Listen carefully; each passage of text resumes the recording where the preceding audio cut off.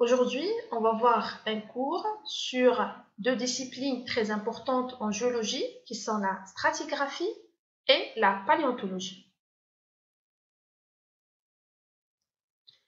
On va commencer notre cours par définir la stratigraphie. D'abord, c'est une branche de la géologie qui étudie la succession des différentes couches géologiques ou strates avec leur datation. Maintenant, on va définir une strate parce que c'est un nouveau mot. Il faut bien le saisir et l'apprendre, cette définition. Donc, une strate ou une couche géologique est définie comme un dépôt sédimentaire continu limité par deux plans de stratification. Un plan supérieur qu'on appelle le toit et un plan inférieur qu'on appelle le mur. Donc, nous avons ici une couche. Donc, cette couche, elle a la partie inférieure, c'est le toit, et la partie supérieure, c'est le mur. Donc, ici, une autre couche. Sa partie supérieure, c'est le toit de la deuxième couche, c'est le mur de la première couche, ainsi de suite. Donc, chaque couche possède deux plans de stratification. C'est quoi ces plans? Ce sont des surfaces, ces plans de stratification, ce sont des surfaces assez régulières et parallèles entre elles. Donc ces surfaces sont parallèles entre elles et elles marquent le passage d'un faciès à un autre. C'est-à-dire ici, nous avons un faciès, un deuxième faciès, un troisième faciès et un quatrième faciès qui ressemble au deuxième, c'est-à-dire pratiquement c'est la même nature.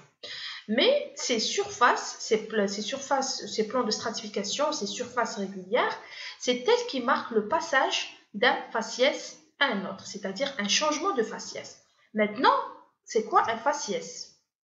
Un faciès est défini comme l'ensemble des caractères lithologiques, c'est-à-dire la nature des roches, c'est la nature pétrographique, et paléontologique, c'est-à-dire la présence des fossiles d'un dépôt sédimentaire.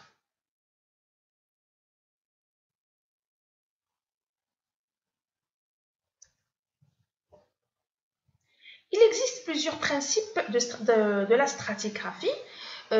J'ai choisi 4 principes qui sont le principe de superposition originale des couches, le principe d'horizontalité originale, le principe de continuité latérale et le principe d'identité paléontologique. Maintenant, on va expliquer chaque principe à part. On va commencer par le premier principe qui est le principe de superposition originale des couches.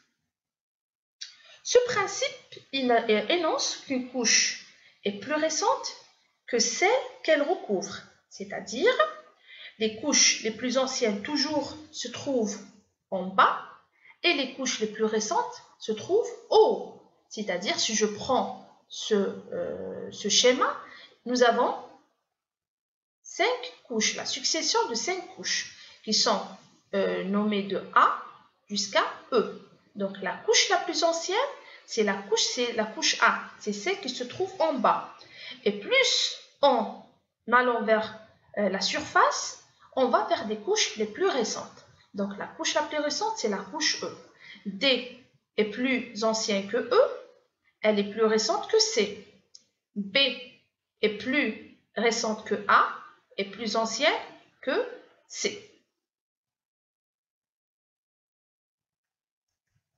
Le deuxième principe, c'est le principe d'horizontalité originale. Ce principe, c'est le suivant. Donc, une couche sédimentaire qui est horizontale, donc elle n'a pas subi de déformation tectonique. Ce principe, il s'inspire du fait qu'un dépôt sédimentaire il se trouve initialement dans les bassins sédimentaires en position horizontale, c'est-à-dire le dépôt des sédiments dans les bassins sédimentaires se fait toujours horizontalement. On ne peut pas avoir des dépôts verticaux ou obliques. Donc, la position initiale des couches ou le dépôt initial des sédiments se fait de façon horizontale. Donc, si on trouve dans la nature des couches horizontales, cela implique que ces couches n'ont subi aucune déformation tectonique.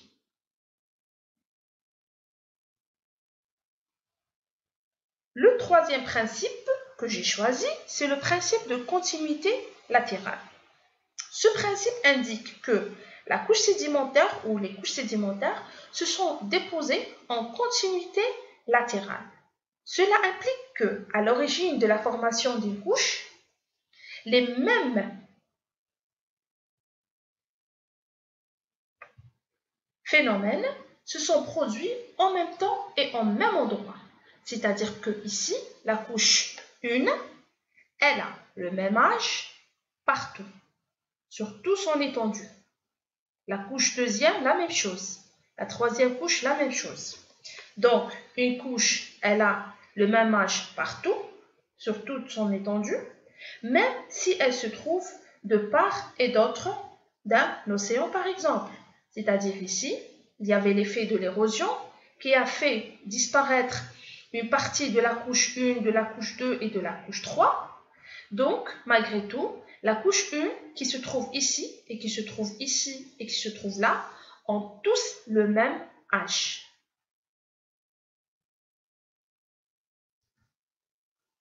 Le dernier principe que j'ai choisi, c'est le principe d'identité paléontologique. Il s'énonce comme suit: deux ou plusieurs couches qui renferment les mêmes fossiles ont pratiquement le même âge. C'est-à-dire, toutes les couches ayant le même fossile, donc elles ont probablement le même âge. Ce principe nous permet de faire des corrélations entre les différentes couches géologiques.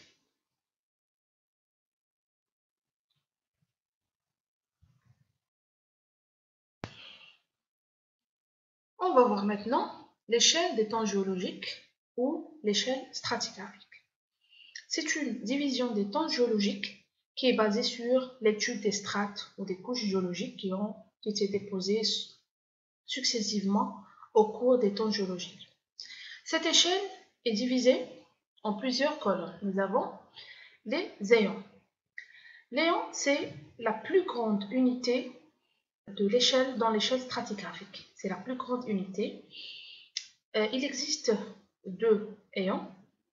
Donc nous avons le précambrien qui va de l'apparition du globe terrestre ou la formation de la Terre, c'est à peu près 4,6 milliards d'années, jusqu'à l'âge cambrien, c'est-à-dire à peu près l'apparition de la vie.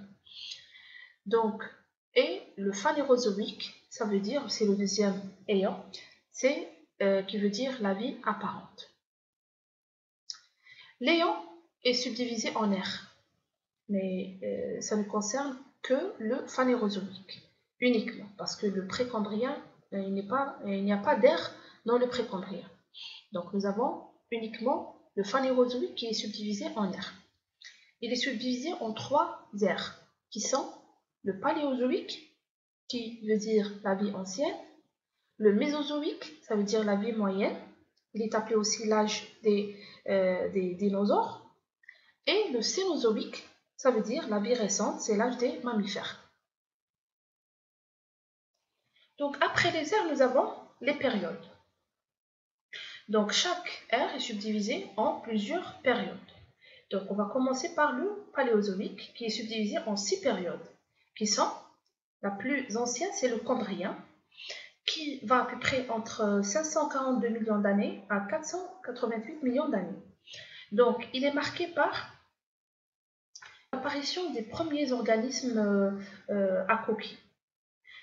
Après, nous avons l'ordovicien. L'ordovicien, il est marqué par l'apparition des premiers poissons.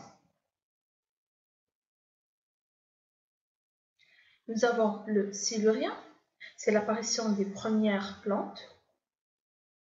Le dévonien, marqué par l'apparition des premiers amphibiens. Voilà, donc nous avons les dévoniens, marqués par l'apparition des premiers amphibiens.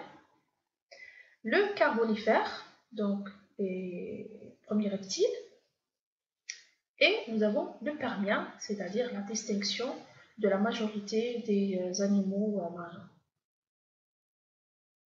Le deuxième ère, le Mésozoïque, il est subdivisé en 3 périodes, qui sont le Trias, le Jurassique et le Crétacé. Le Trias, il est marqué par l'apparition des premiers dinosaures. Nous avons le Jurassique, donc marqué par l'apparition des premiers oiseaux et mammifères. Et le Crétacé, c'est l'apparition des premiers mammifères et se termine par l'extinction des dinosaures ou la disparition des dinosaures. Le Cénozoïque, il est subdivisé en 2 périodes, le Tertiaire et le Quaternaire.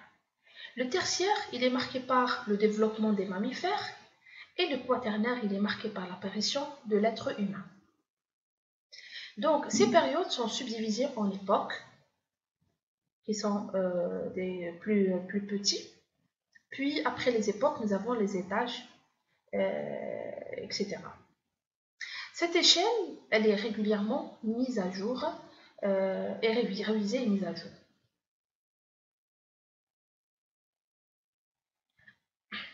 Maintenant, on va parler de la paléontologie, qui est aussi une discipline très importante en géologie. Donc, elle étudie les restes d'organismes disparus ou fossiles, ainsi que leur mode de conservation, ce qu'on appelle la fossilisation. Maintenant, on va définir d'abord c'est quoi un fossile. Un fossile, c'est des restes, soit des squelettes, soit des coquilles, soit des dents, etc. Ou tout simplement un simple moulage d'un animal ou un végétal qui est conservé dans une roche sédimentaire.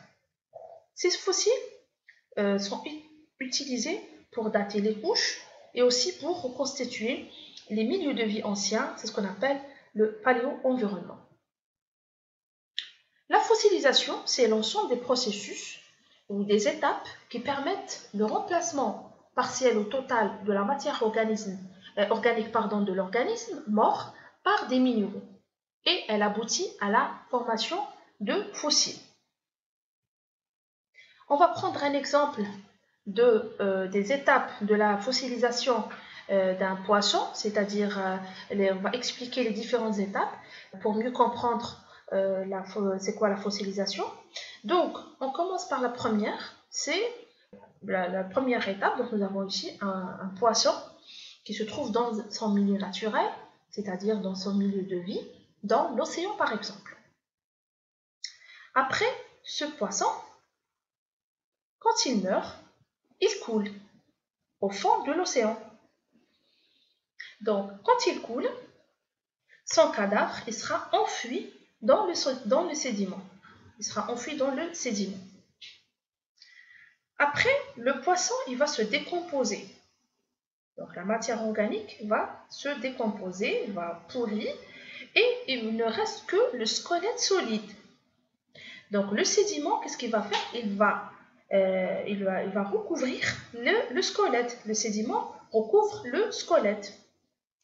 Après, on a une transformation du sédiment accumulé en une roche sédimentaire. Bien sûr, cette phase, elle prend à peu près des millions d'années. Et donc, le poisson, il va être remplacé par un fossile. Il sera un fossile. Il va devenir un fossile. Après, il y a l'effet de l'érosion. Qu'est-ce qu'il va faire l'érosion? Il va mettre à l'air libre le squelette fossilisé et on aura le fossile.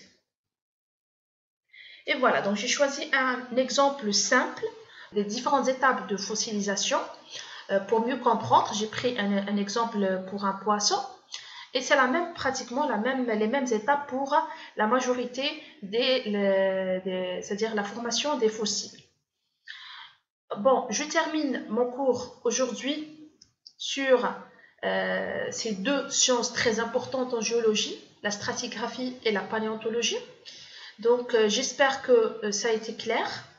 J'attends vos questions par mail, vous les envoyez par mail. Merci pour je vous donne d'abord un rendez-vous le cours prochain.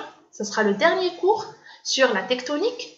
Je vous remercie pour votre attention et à bientôt.